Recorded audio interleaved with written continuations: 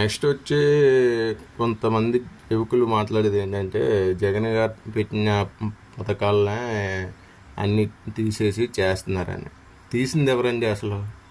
అన్నా క్యాంటీన్ తీసింది ఎవరు?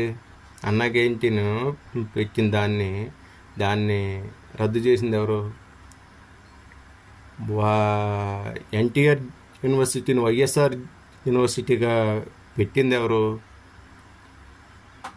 ఇవన్నీ మీకు తెలుసుకోవాల్సిన అవసరం ఉంది. ఈరోజు ఇంకా చంద్రబాబు నాయుడు గారు సచివాలయాల్ని తీయకుండా వాటిని నడిపిస్తున్నారు. అంటే ఇప్పుడు ఏ పార్టీతో సంబంధం లేకుండా ఏదైనా మంచి పని కాబట్టి అది ఈరోజు చంద్రబాబు గారిని నడిపిస్తున్నారు. అన్నా క్యాంటీన్ తీయవలసిన అవసరం ఏముందండి?